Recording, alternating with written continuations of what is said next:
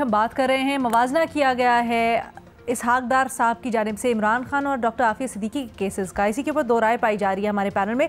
फ़खर, आप और क्या नाम है, एजाज, इसको एक नज़रिए से देखते हैं। आप कुछ कहना चाह रहे थे ब्रेक से पहले भी मज़हर साहब और भट्टी साहब को। जी बिल्कुल, भट्टी साहब ने जो 2-3 पॉइंट्स उठाए थे, एक तो पहला ये कि इन्होंने जस्टिफाई कर दिया इस हुकूमत ने कि आफिया सिद्दीकी का जो वहाँ पे सज़ा हुई है वो बिल्कुल दुरुस्त है, ये पाकिस्तान की जो एक स्टेटेड पॉलिसी है उससे बिल्कुल इनहराफ है। देखिए, उन्होंने ये बात की है कि आप जिस भी मुल्क से किसी उनके मामले के हवाले से बात करें तो वो हमेशा अपना इंटरनल मैटर करार देते हुए उसको हमेशा से पाकिस्तान हो या कोई भी मुल्क हो उसको जवाब दिया जाता है। तो ये उन्होंने जो इसहाक डार हैं उन्होंने इस तनाजुर में ये बात की है कि जब ये इनसे आफिया सिद्दीकी, डॉक्टर आफिया सिद्दीकी के हवाले से बात की जाती है तो वो उनका ये जवाब होता है, तो हमारा भी इमरान खान ने पाकिस्तान के रियासती इदारों के ऊपर हमला किया है तो ये हमारा इंटरनल मामला है, ये उस तनाजुर में है। दूसरी बात, वो कह रहे हैं कि इमरान खान जो है वो इस टाइम वो 9 मई के मुकदमात में नहीं है, बिल्कुल नहीं है। वो इमरान खान जो है 190 मिलियन पाउंड करप्शन केस में है और उसमें ही उनको सज़ा हुई है, तो उस केस में वो गिरफ़्तार हैं, ये बात बिल्कुल दुरुस्त है। और तीसरी बात, वो कह रहे हैं कि जो तोशा खाना केस था उसमें नवाज शरीफ और जरदारी उनको गाड़ियाँ दी गई, उनसे कोई पूछगछ नहीं हुई। इमरान खान से तोशा खाना केस के ऊपर उनको सज़ा सुनाई गई थी। देखिए, उसमें बड़ा एक जो डिफरेंस है वो ये है कि इमरान खान ने जो ज्वेलरी और जो घड़ियाँ और ये सारा कुछ दिया गया था अंडर वैल्यू किया, उसके साथ साथ इनकी मिस डिक्लेरेशन थी टैक्स रिटर्न्स में, और उसके साथ साथ इन्होंने ये अंडर वैल्यू दिखाते हुए ये घड़ियाँ जो हैं या जो एक तोहफे दिए गए थे ये कहीं और जाके बेच दिए। तो इसमें काफ़ी सारी डिस्क्रिपेंसीज थी। जो गाड़ियों के हवाले से है कि ये स्टेटेड उनकी जो पॉलिसी है तोशा खाना के हवाले से थी, जो कि बाद में तब्दील भी हुई कि कोई अगर रिटेन रखना चाहता है तो उसकी एक सर्टन जो प्राइस होती है वो उस पर। मज़हर साहब जो एक बात कर रहे थे कि 9 मई के हवाले से बड़ा एक सॉलिड केस था, लेकिन ये इन्होंने ख़ुद ही इसको जो है वो कमज़ोर कर दिया है। सस्पेक्टेड लोगों से ये कहलवा के जिन्होंने मजम्मत की है उनको छोड़ दिया गया और बाकियों को रखा गया। ये इस हवाले से पहले भी डिस्कशन हो चुकी है कि देखें, जिन्होंने मजम्मत की है और जिन्होंने एक्टिवली इसमें पूरा भरपूर किरदार अदा किया था या लीड किया था प्रोटेस्ट को, उनमें डिफरेंस है। जो लोग एक्टिवली इन्वॉल्व नहीं थे उनके हवाले से ये इस तरह की मजम्मत के हवाले से ये पहले भी हो चुका है, उनको छोड़ दिया गया। लेकिन जिन्होंने लीड किया था वो लोग आज तक मुझे कोई एक ऐसा बता दें जो प्रोटेस्ट लीड करता रहा और उसको छोड़ दिया गया हो। तो ये एक डिफरेंस था। और ये जहाँ तक मजम्मत की बात है तो ये ऑप्शन जो है वो इमरान खान को भी दिया गया था।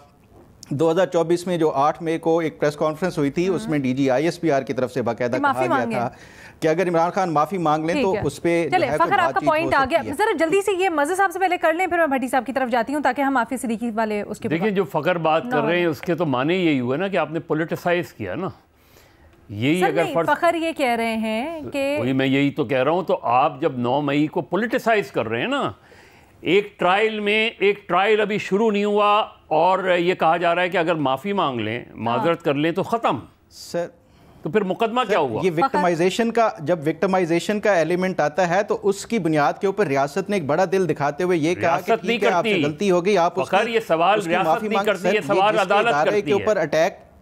ये जो होता है ना माजरत और माफीनामा, ये जमा होता है अदालत में, अदालत ये फैसला करती है या फिर सदर मुमलिकत के लेवल पर होता है और वो ट्रायल के बाद होता है, वो कन्विक्शन के बाद होता है।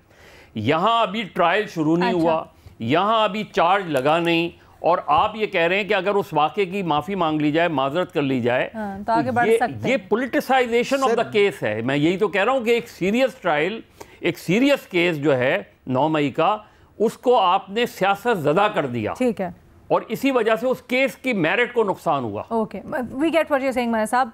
अच्छा भट्टी साहब, सर आप बताएं, ये वाली जो बात अभी फ़खर ने की है कि शायद लॉस्ट इन ट्रांसलेशन वाला केस है। इसहाक डार साहब एक और कॉन्टेक्स्ट में मवाजना करना चाह रहे थे, लेकिन वो अमेरिका को आईना दिखाना चाह रहे थे कि अगर आप आफिया सिद्दीकी के बारे में ये कहते हैं तो इमरान खान के बारे में आप ये नहीं कह सकते कि उनका ड्यू प्रोसेस फॉलो नहीं हुआ। मैडम शेख, मुझे खुशी होती अगर वो अमेरिका को आईना दिखाते, मुझे खुशी होती कि अगर वो तुर्की ब तुर्की जवाब देते। जब मेरिट पे मैडम शेख तैनातियाँ नहीं होती तो यही बड़े बड़े वो के ब्लंडर्स होते हैं। इसहाक डार साहब का मेरिट बनता है वज़ीर ख़ारजा का? कोई ख़ारजा अमूर का उनको तजर्बा है?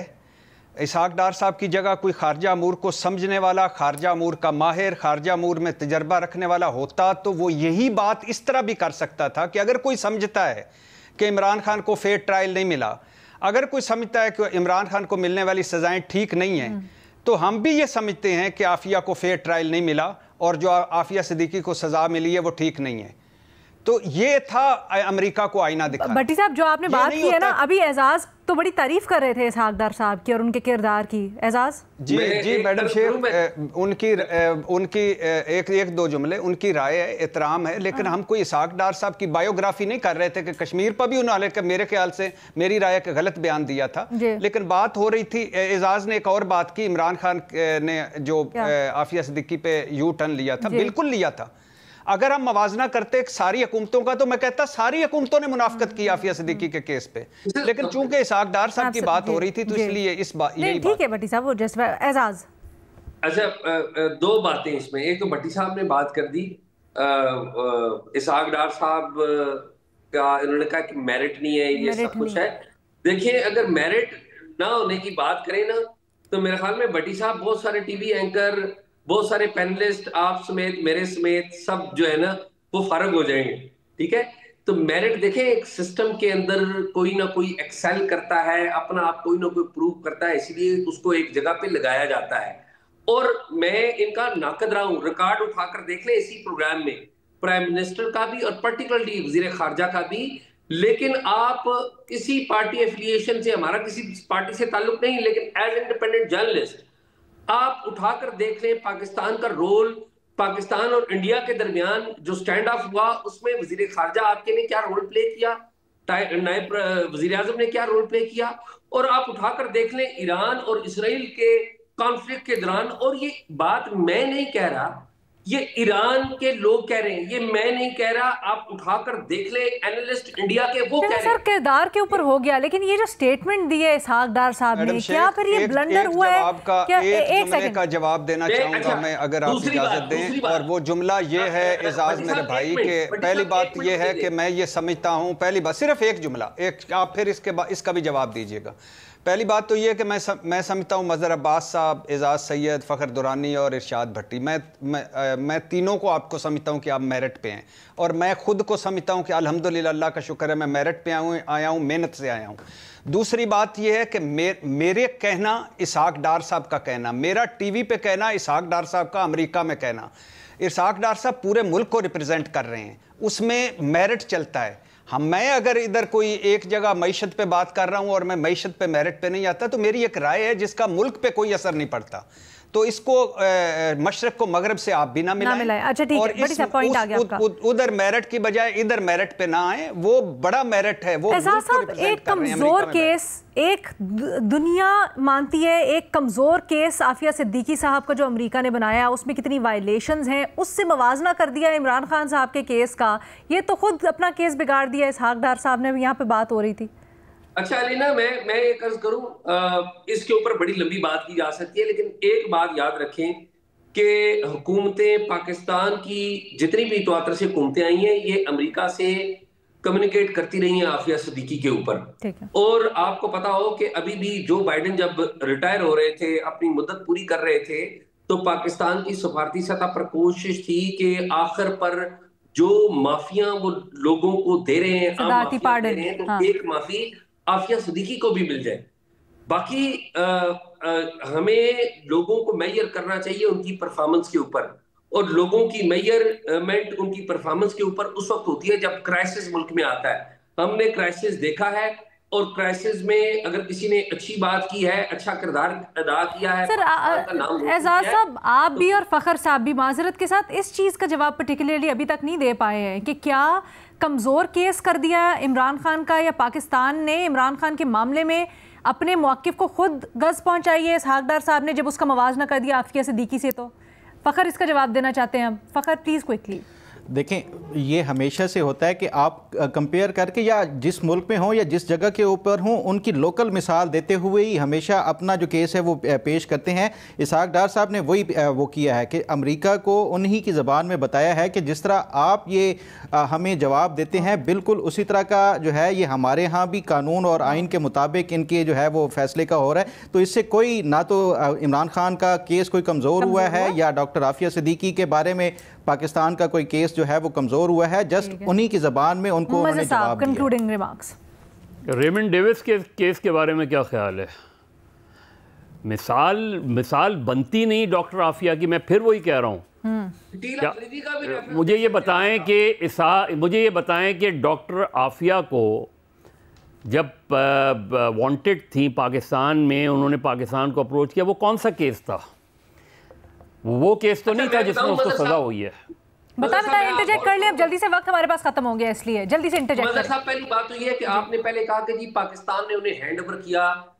मैं बड़े अदब से कहूंगा पाकिस्तान ने जिसको आप हैंड ओवर कर रहे हैं वो हैंड ओवर नहीं किया क्योंकि वो लीगल नहीं था।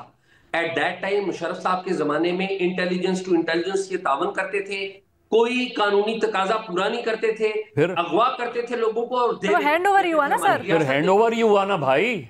मेरी सुन तो लीजिए सर मेरी सुन लीजिए। पहली बात तो यह है कि ये हैंड ओवर नहीं था, ये पाकिस्तान से अगवा हुआ था और पाकिस्तान के जो इंटेलिजेंस ताउन था एट दैट टाइम अमेरिका के साथ, उसके साथ किया गया था, गलत था। दूसरी बात यह है कि आफिया सिद्दीकी के हवाले से हाँ ये बात दुरुस्त है कि ज़ाहिर है वो पाकिस्तान की बेटी है, लेकिन एक काउंटर मौकफ भी बिल्कुल मौजूद है। जो उनके ऊपर इल्जामात लगाए गए थे अमरीकियों की तरफ से, अमरीकी ये कहते थे कि आफिया सिद्दीकी जो है वो अलकायदा का एक स्लीपर सेल चला रही है। मैं नहीं कह रहा हूं, ये अमरीकी कहते थे, ठीक है। और जब पाकिस्तानी ये बात सुनते थे तो इसके ऊपर हमारी हुकूमतें और हमारे लोग जो है सरेंडर कर देते थे।